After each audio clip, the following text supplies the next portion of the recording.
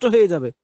তো এই আরবি ভাষাটাকে নষ্ট হওয়ার থেকে কিভাবে বাঁচানো যায়, নাহলে তো কোরআন হাদিসে পরে বিকৃত হয়ে যাবে।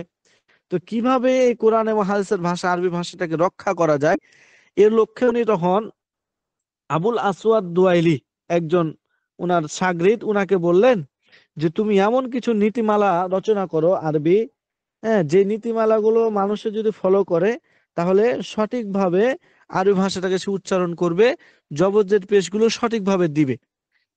এমন কিছু নিয়ম কানুন তুমি লেখো। তখন আলী রাদিয়াল্লাহু তাআলা আনহুর এই আদেশ পেয়ে আবুল আসাদ দুয়াইলি রহমতুল্লাহ আলাই তিনি তখন কিছু নিয়ম কানুন লেখেন। এরপরে হযরত আলী রাদিয়াল্লাহু তাআলা আনহুকে এইগুলো দেন। তো উনি এইগুলো পাওয়ার পরে তখন আলী রাদিয়াল্লাহু তাআলা আনহু ওই আবুল আসাদকে বলে যে মা আহসানা হাদা নাহওয়া আল্লাযী কদ নাহাউতা, যেটা আমি আপনাদের কিছুক্ষণ পূর্বে বললাম, যে কতই না চমৎকার এই পথ, যে পথ তুমি অবলম্বন করেছো, যেটা তুমি ইচ্ছা করেছো, এই যে যে কাওয়ায়েদ গুলো, বিভিন্ন নিয়ম নীতিগুলো তুমি লেখার ইচ্ছা করেছো, যে পদ্ধতি তুমি অবলম্বন করেছো, এই পদ্ধতিটা এবং তোমার এই ইচ্ছাটা কতই না চমৎকার, কতই না সুন্দর। উনাকে এটা বললেন। এই জন্য নাহুর অর্থ কি বললাম, পদ্ধতি বা ইচ্ছা করা। এখানে নাহুর দ্বারা ওটাই উদ্দেশ্য।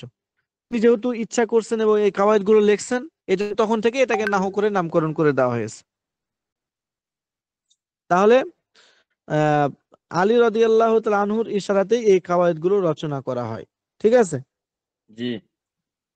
তাহলে এটার ইতিহাস যদি বলতে বলা হয়, তাহলে কি বলবেন, যে এটা আরবি ভাষাটাকে রক্ষা করার জন্য, আরবি ভাষাকে, হ্যাঁ, নষ্ট হওয়ার থেকে রক্ষা করার জন্য কিন্তু ইলমে নাহু রচনা করা হয়েছে। যদি আপনি সঠিকভাবে ইলমে নাহু পড়তে পারেন, তাহলে কোরআন এবং হাদিসের আপনি ভুলভাল, এবারও তো মানে ভুলভাবে উচ্চারণও করবেন না, এবং আপনি সঠিকভাবে অর্থ তুলতে পারবেন। আর যদি কেউ এগুলো সঠিকভাবে না জানে, তাহলে ভুলভাল পড়বেও এবং অর্থ বিকৃত করবে।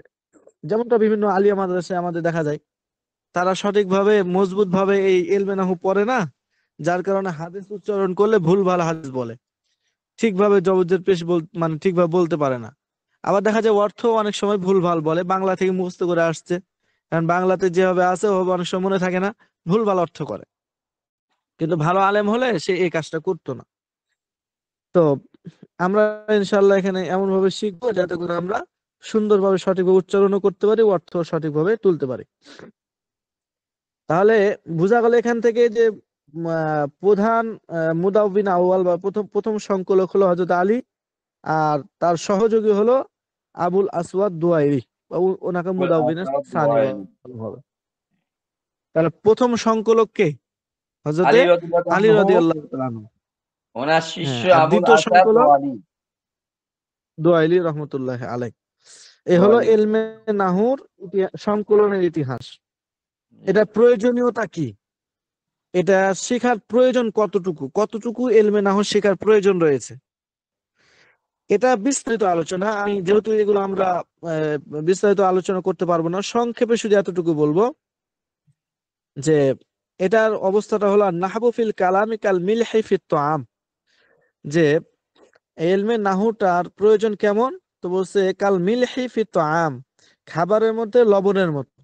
একটা খাবার যতই দামি হোক, গরুর গোস্ত নিয়ে আসেন আর যেটাই নিয়ে আসেন, সেটা যদি লবণ মুক্ত হয়, লবণ না থাকে, তখন সে খাবারের কোনো মূল্য থাকে না, মানে খাবার স্বাদ হয় না। আপনি যতই দামি খাবার নেন, সেখানে যদি লবণ পর্যাপ্ত পরিমাণ পরিমিত না দেন, তাহলে আপনার ওই খাবারটা সুস্বাদু হবে না। তো এলমে নাহুটা আরবি ভাষায় হলো এমনটাই। আপনি যদি আরবি ভাষা যদি আপনি শিখতে চান, তাহলে এলমে নাহু ছাড়া আপনি শিখতে পারবেন না। এলমে নাহু না থাকলে আপনি যতই আরবি বলেন, এটা স্বাদওয়ালা হবে না, ভুলভাল হবে আর কি। তাহলে খাবারের লবণের প্রয়োজন যতটুকু, আরবি ভাষার ক্ষেত্রে এই ইলমে নাহুর প্রয়োজন ততটুকু। এভাবে ওমর রাদিয়াল্লাহু তাআলা আনহু বলছেন যে তাআল্লামুন নাহবা কামা তাআল্লামুন আল ফারাইদ ওয়াস সুনান, তোমরা ফরজ এবং সুন্নতকে যেভাবে শিখো, হযরত ওমর রাদিয়াল্লাহু তাআলা বলছেন, তোমরা ফরজকে, নামাজ, রোজা, হজ, যাকাত, এভাবে সুন্নত যেগুলো আছে এগুলো যেভাবে শিখো, এটা যেমন জরুরি, অনুভাবে নাহু শিখা এটাও ততটুকুই জরুরি। নাহু না শিখলে কখনোই তুমি কোরআন এবং হাদিস এবং প্রত্যেকটা বিষয়ে তুমি সঠিকভাবে আমল করতে পারবা না। তাহলে ফরজ বিষয় শেখা যেমন জরুরি, ইলমে নাহু শেখাটা ততটাই জরুরি।